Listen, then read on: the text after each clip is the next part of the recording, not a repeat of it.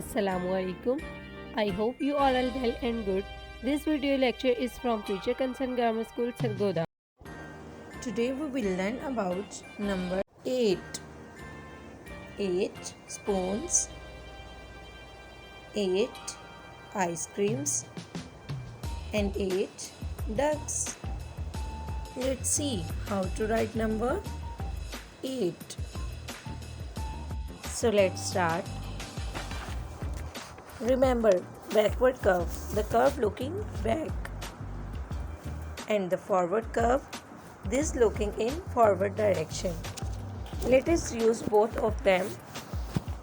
Now we will write number 8 starting from a forward curve. Then we go down and make a backward curve.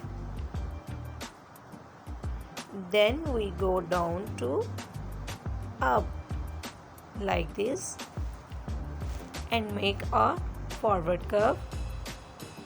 Then finally make a backward curve.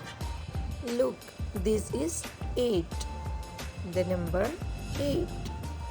Hope you have understood. Thanks for watching. Allah Hafiz.